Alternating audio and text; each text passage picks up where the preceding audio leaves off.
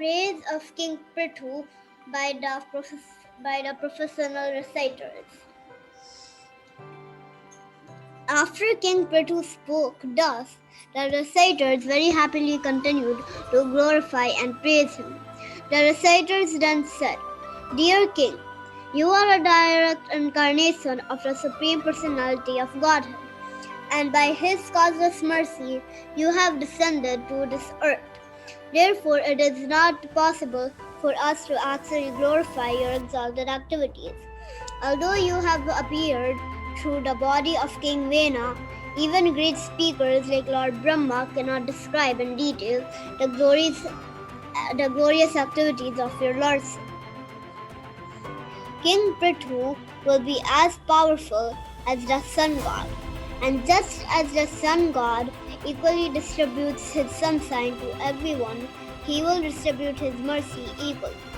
Similarly, just as the sun god evaporates water for 8 months and during the rainy seasons returns it profusely, this king will also exact taxes from the citizens and return the money in times of need. He will be very, very kind to all citizens. Even though a poor person may trample over the king's head by violating the rules and regulations, King Prthu, out of his causeless mercy, will be forgetful and forgiving. Although we are unable to glorify you adequately, we nonetheless have a transcendental taste for glorifying your activities. We shall try to glorify you according to the instructions received from authoritative sages and scholars. Whatever we speak, however, is always inadequate and very insignificant. Dear King, because of you are an incarnation of Lord Narayan, all your activities are liberal and ever laudable. This King Maharaj Prthu is the best amongst those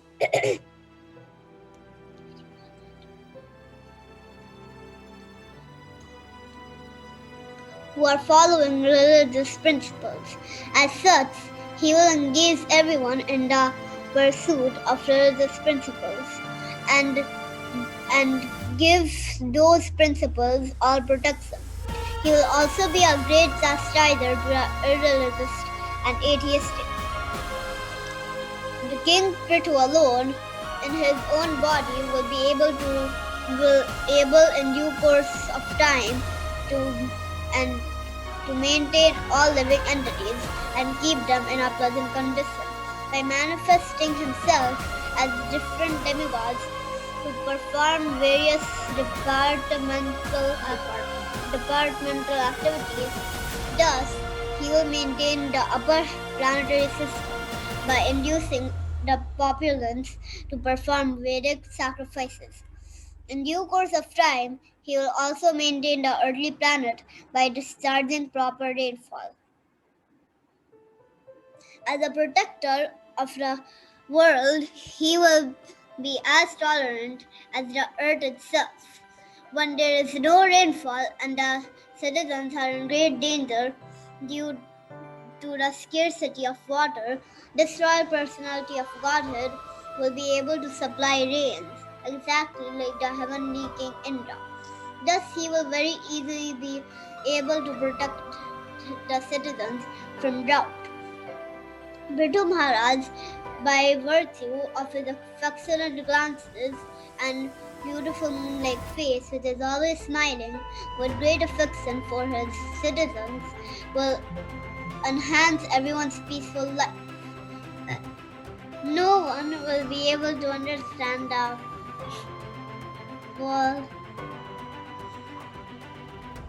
policies the king will follow.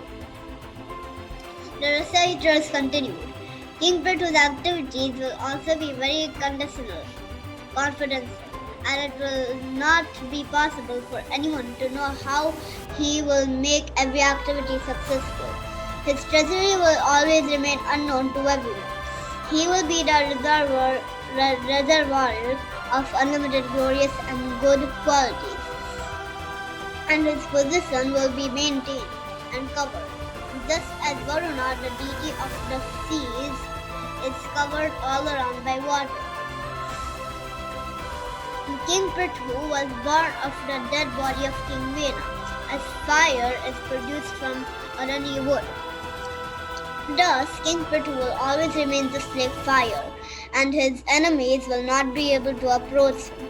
Indeed, he will be unbearable to his enemies, for although staying very near him, they will never be able to approach him, but will have to remain as if far away. No one will be able to overcome the strength of King Prthu. King Prthu will be able to see all the internal and external activities of every one of his citizens. Still, no one will be able to know his system of espionage, and he himself will remain natural regarding all matters of glorification or vilification paid to him. He will be exactly like air, the life force within the body, which is exhibited eternally and externally, but is always natural to his affairs. Since this king will always remain on the part of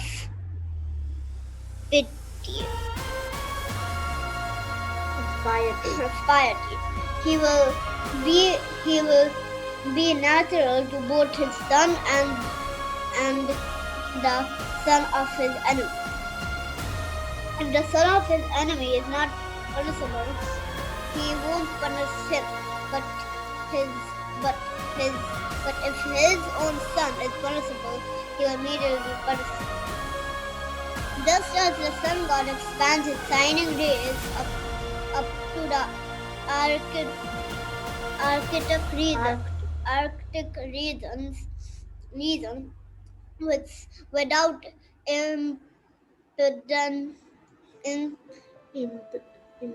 impedance, the influence of King Prthu will cover all tracts of land up to the Arctic region and will remain undisturbed. As long as he lives, he will please everyone by his practical activities, and all of his citizens will remain very satisfied. Because of this, the citizens will take great satisfaction in accepting him as their ruling king. King Prthu will be firmly determined and always situated in truth. He will be a lover of the Brahmanical culture and will render all service to old men and give shelter to all surrendered souls. Giving respect to all, he will always be merciful to the poor and innocent. The king will respect all women as if they were his own mother, and he will treat his own wife as the other half of his body. He will be just like a affectionate father to his citizens, and he will treat himself as the most obedient servant of the devotees, who always preach the glories of the Lord. The king will consider all embodied living entities as dear as his own self, and he will always be increasing the pleasures of his friends. He will intimately associate with liberated persons, and he will be chastising chastising hand to all impious persons. This king is the master of the three worlds, and he is directly empowered by the Supreme Personality of Godhead. He is without stains, and he is an incarnation of the Supreme, known as Satyavesa Avatar. Being a liberated soul and completed learned, he sees all material varieties as meaningless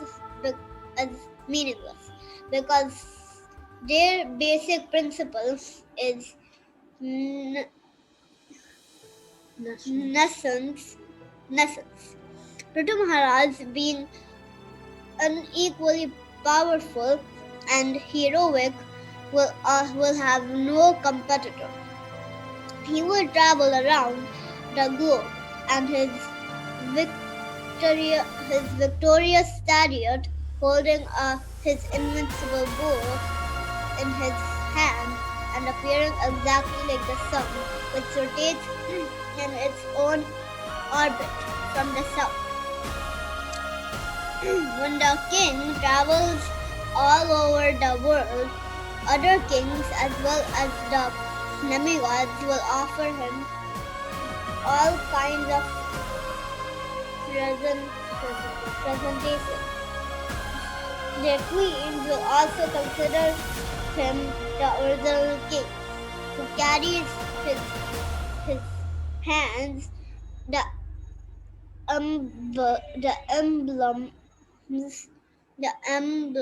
emblems of club and disc, and will sing of his fame, for he will be as reputable as the Supreme Personality of Godhead. This king, the protector of his citizens, is an extraordinary king and is always equal to the Prajapati demigods. For living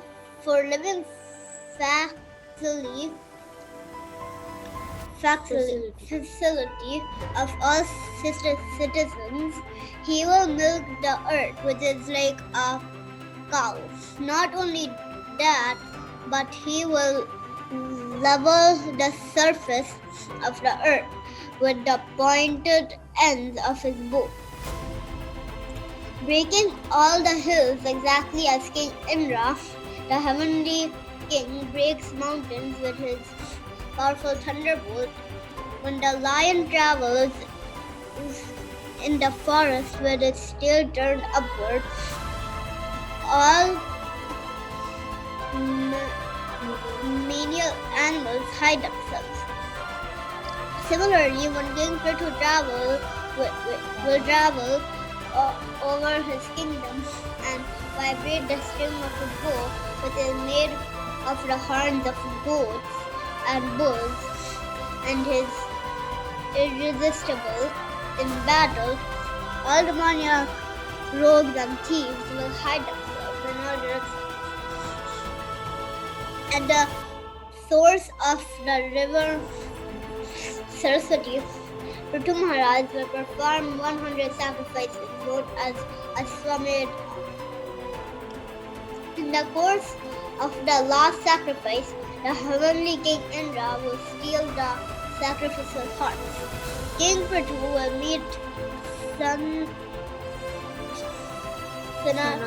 Sanat Kumar, one of the four Kumaras, in the garden of his palace compound. The king will worship him with devotion and will be forced to receive instructions by which one can enjoy transcendental bliss. In this way, when the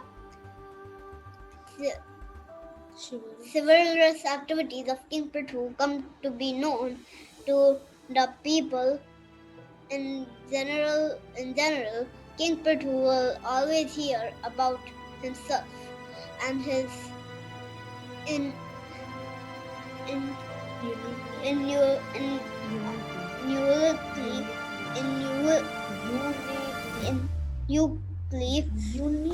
uniquely powerful activities. No one will be able to disobey the orders of Prthu Maharaj. After conquering the world, he will completely eradicate the threefold miseries of the citizens. Then he will be recognized all over the world. At that time, Buddha,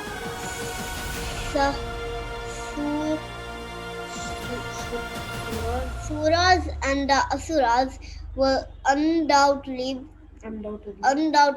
glorify his magnanimous activities. In this way, the reciters glorify Prthu Maharaj. Thank you, Hare Krishna.